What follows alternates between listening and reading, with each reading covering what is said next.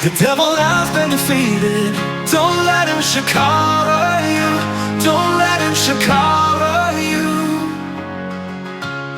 Our study have collided with current affairs in the Middle East. There's a lot going on in the Middle East. People often say Middle East does not sleep, and whatever happened in the Middle East affect the whole world. I dare say also that the Bible have a lot to say about what is happening and what will happen in the Middle East in the end of times, in the last days, or in the end time, obviously wrapped around Israel. Israel has again been forced into war following an unprovoked, unexpected, massive, deadly attack on her civilians by Hamas in Gaza on the 7th of October 2023. And as a result of this, Israel is now fighting wars on many fronts.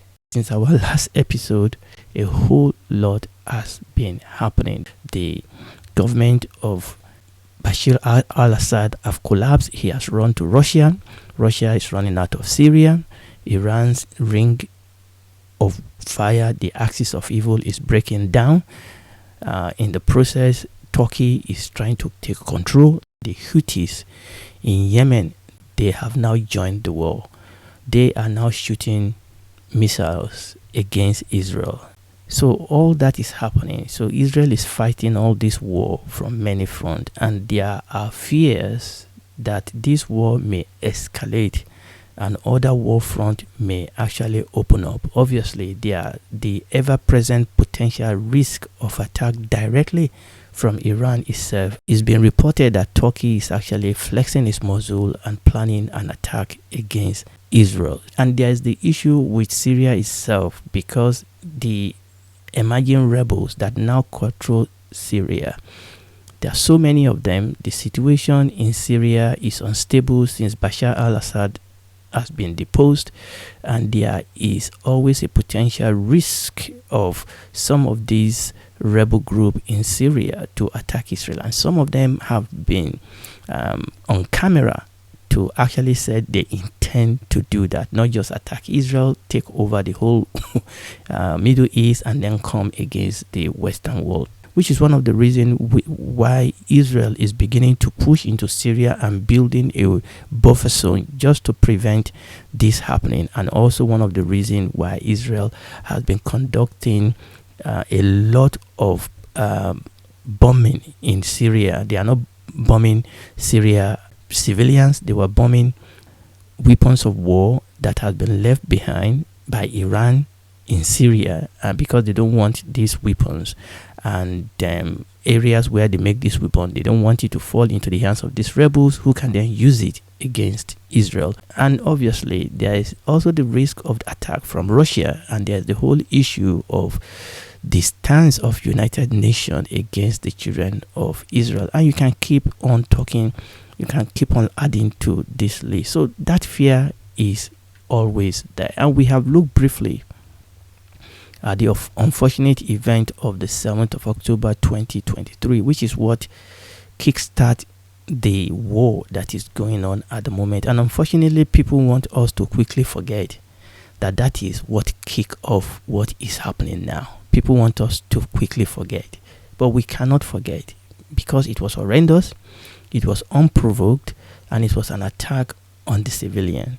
Okay, and this is what started this new round of war. So we have looked briefly at that, and we've considered some of the reasons why Israel was uncharacteristically caught off guard that unfaithful morning. And we said that at the end of the attack of Hamas against the unsuspecting civilians of Israel on the 7th of October 2023, at the end of that attack, which lasted only a few hours, more than 1,200 people have been killed, and some of them are not even Israel citizens. More than 240 hostages were taken, and some of these people include women, include children, and even include very elderly people. Now, About 2 hours after the beginning of the attack of Hamas, the IDF announced a state of alert of war and began mobilizing its army reserve. So the next day, that was October 8th, Israel declared itself in a state of war because Hamas started this. And Netanyahu, Israel's prime minister, told residents of the blockade enclave to get out now.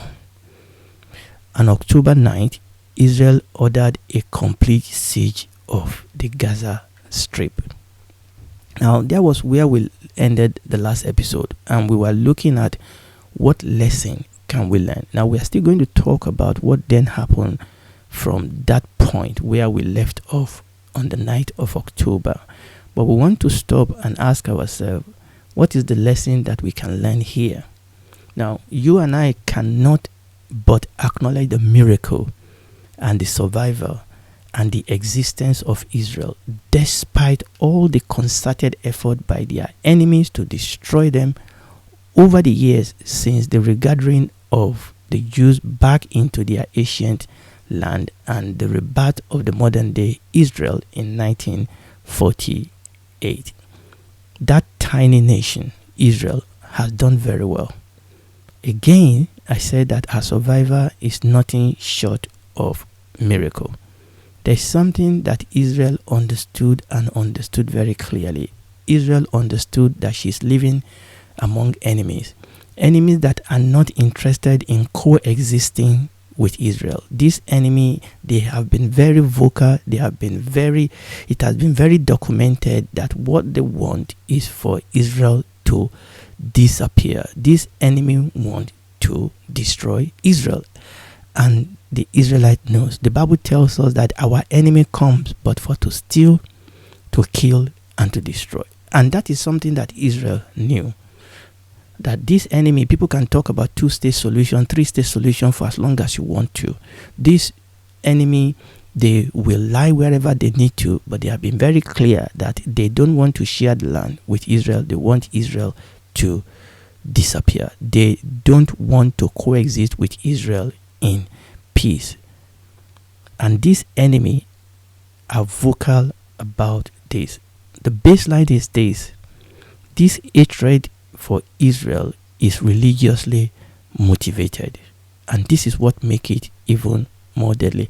And unfortunately, this is some of the things that Western country commentators don't seem to understand, that the root cause of this issue is actually religious, not political. Yes, there's political element. Yes, there's historical element. Yes, there's geographical element. But actually, the heart of this problem is religion. Israel understood her enemies. Israel understood the nature of her warfare. Oftentimes, the Western world are quite naive about the nature and the dynamic of the war that is going on in the Middle East. And that is why they often propose solution that is doomed to fail just at the beginning, because this solution don't actually consider the root cause of this problem. Israel's enemy have perfected the act of deceiving the international world and turned them against Israel. They've perfected that art, and this is one of the root cause of anti-Semitism. These people, this enemy of Israel, they know how to manipulate the Western mind, because they know the Western mind don't understand what is going on. They will lie where they want to lie. They will deceive where they want to deceive, because they want to turn the world against Israel. Unfortunately, they have succeeded in doing that to a various degree. And a whole lot of what we see in the Western world today testify to the fact that we have been deceived many times. But thank God, people can learn the truth if they want to learn the truth. Israel, over the years, have developed herself militarily and technologically, and they have forged both local and international alliances just to help themselves survive. And Israel has always been on the alert. They have acted decisively when the enemy attacked them. That is why the huge success of the attack of Hamas, considering that Hamas was actually one of the weakest of their enemy. This is why this huge success of Hamas attack on the 7th of October 2023 was both shocking and surprisingly. Of course, this is war. And in war, the enemy will sometimes succeed in the battle. But it is the scale of the success of this attack on the 7th of October 2023 that was painfully shocking and perplexing. Again, why was this attack so successful? We are trying to learn lesson. It is primarily because Israel's defense establishment was distracted and deceived. And those two words are very, very important. And I'm going to add another word to it. They were distracted by the threat of Hezbollah on their northern border, and they were deceived by Hamas. Israel temporarily took her eyes off the proverbial ball of Hamas, and therefore terror struck. And this is where we need to learn a lesson here. The devil is still using this same weapon of attack against God's people, the church, just like he's used it and keeps using it against Israel. He distract, he deceive, but like I said previously, he also divide. He divide, distract, deceive. With respect to the enemy's weapon of distraction and deception, let us read 1 Peter chapter 5, and also we'll read our Ephesians chapter 6 again, and we are going to break this down just a little bit so that we can learn some relevant lesson. So let us read first 1 Peter chapter 5, and we read verses 8 to 10. Be sober, be vigilant, because your adversary the devil, as a roaring lion, walk about seeking whom to devour. I mean, that verse 8 tells us what the devil is trying to do to Israel, and this is exactly what the devil is trying to do to the church. Your adversary, the devil, very, very clear. As a roaring lion, walk about, seeking whom he may devour. We'll break that down in a bit. Verse 9, whom resist steadfast in the faith, knowing that the same affliction are accomplished in your brethren that are in the world. But the God of grace, who hath called us unto his eternal glory by Christ Jesus, after you have suffered a while, make you perfect, establish, strengthen, and settle you. Now, we're going to read Ephesians chapter 6 in a bit, but let us look closely at this 1 Peter chapter 5, verse 8. He started to say, be sober. That's this situation that we find ourselves. The fact that we are in a war zone, that we are in enemy's territory, demand that we are sober. The word there is to be sober-minded. What does it mean to be sober-minded? Is to be calm, to be collected, to be focused, wait for it, to be free from influence of intoxication, calm, collected, and focused. And that is what has defined Israel over the years. And this is one of their secret of success. And that is what must define you and I. We must be focused. The Bible talks about when the Lord Jesus gave us the parable of the sower. It talks about the seed that fell among the thorns, and the cares of this world, the deceitfulness of riches, and the cares of other things shook the world. Okay, there are so many distractions in our world today. If we are not careful, we will not be soberly minded. We may be chasing after things, after temporary things. But we need to understand that we are God's people. We are in enemy zone. The Lord Jesus, when he sent the disciples out, he told them that they should be as harmless as dove, but as wise as serpent. And it is the same thing that you and I must not take our eye off the ball. We must not drop the ball. We must be sober-minded. There are so many things that will attempt to distract us, but the Bible tells us here in 1 Peter chapter 5 the need for us to be sober. And he said to be vigilant. To be vigilant. The word there is to be alert. To be sober. We need to be sober in order for us to be vigilant, in order for us to be alert. It means to be watchful. This word conveys the sense of readiness and attentiveness, like a watchman that is on duty. And again, this is what has characterized Israel over the years and must characterize us. I must be ready.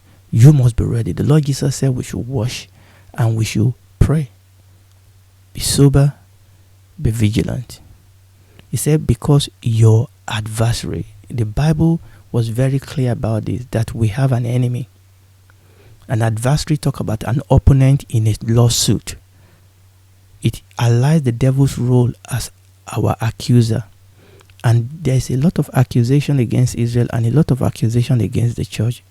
You and I, we have an enemy, we have an accuser, we have an adversary, and we see Israel accused on international scene in the United Nations. We see the church being accused, the church being opposed all the way, and the Bible tells us. And this is one of the reasons why you and I have to be sober and be vigilant, because we have an accuser, we have an adversary, we have an opponent who will stop at nothing. And the Bible labeled that enemy for us. It says it's the devil, the slanderer, the accuser. That is what devil means. A slanderer, an accuser who is intent upon undermining and destroying God's people. Now, in that verse that we read, it gave us a description that underscored the seriousness of what we are dealing. He said, be sober, be vigilant, because your adversary, the devil, as a roaring lion. As a roaring lion. A lion is a symbol of power. A lion is a symbol of intimidation. This is what we are dealing with, people. This is not a picnic. He said it prowls around. This lion, King James says, it walketh about. The original say it prowls around. In other words, this suggests that the devil is constantly on the move, seeking opportunity to strike. This is what happened, unfortunately, on the 7th of October 2023. The enemy saw an opportunity to strike, and they struck. And it is the same thing with us as Christians. We cannot afford to let down our guard, because the enemy we are facing is like a lion who is prowling about, constantly on the move, looking and seeking opportunity to strike. That is why you and I cannot afford to play with sin. We cannot afford to joke with sin, because the enemy that we are dealing with is not joking. He said he is seeking. That is what he said. Your enemy, your adversary, the devil, as roaring lion, walk about seeking. The word seeking is very, very important. Is searching, is striving, is pursuing.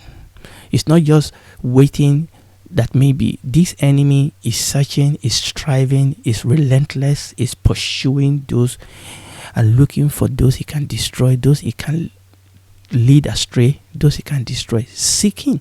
The Bible tells us they are seeking whom he may devour. That is the end game of this enemy. That word devour means to swallow up, to consume completely. And this is parallel with what we read in John chapter 10, verse 10. The thief comes only in order to steal, to kill, and to destroy. And this is what we are learning. This is what happened to the children of Israel on the 7th of October. Now let's read also Ephesians chapter 6, but we only read verse 12. Ephesians chapter 6, verse 12. It says, for we wrestle. That is very, very important. We wrestle, but not against flesh and blood, but against principalities, against powers, against the rulers of the darkness of this world, against spiritual wickedness in high places. We wrestle. Now, it is very, very important. The Bible says we are in a wrestling. We must keep our eyes on the ball. You and I, we are in a wrestling. This is not a picnic. The word wrestle is very revealing. Wrestling here means, the word that is used there means to vibrate, to throw down more or less violently, to strike, to thrust, to struggle. Wrestling demands a close contact. We are in a wrestling. To vibrate, to throw down more or less violently, to strike, to thrust, to struggle. We are in a struggling. If you don't strike, you'll be struck. If you don't throw the enemy down, the enemy will throw you down. This wrestling is violent. The Bible says we wrestle. Wrestlers contend by applying pressure, trying to throw down, wear down, press down their enemy, their opponent. Now, this is very, very important. Wrestler contend by applying pressure. Pressure around us, pressure of what to eat, what to drink, what to wear, what to, pressure around us. Pressure from near, pressure from far, pressure from the ideology around us, pressure from the government, all sorts of pressure. This is what happens when people wrestle. This pressure around us is trying to wear us down, trying to press us down, trying to throw us down. But the Bible says that we must not conform. We must not be conformed to this world, but we must be transformed. To be conformed is to be shaped into his mold, to be compressed into his mold. The Bible says we must not. The wrestler who is able to apply the most consistent and increasing pressure, as well as maintaining strength against the opponent's pressure, is the one that will succeed. And that is what happened in the Middle East. That is some of the things that the Western world don't understand. That Middle East only understand the message of strength. You don't win by giving them what they want. These rogue and terrorists in the Middle East, they only understand one language, is the language of strength. And thank God we have that strength in Christ Jesus, but we have to apply it. The Bible says that through us can be known in the world the manifold wisdom of God. So what happened in wrestling, each wrestler moves in such a way to obtain a better hold, to obtain a better position while keeping the pressure on. This is warfare. We live our life in such a way that we will be able to win. So wrestling demands discipline, demands commitment, demands focus, demands endurance. Wrestling requires clear and prompt decision making. And that is what has allowed Israel to win over the years, and that is what is going to cause us to win.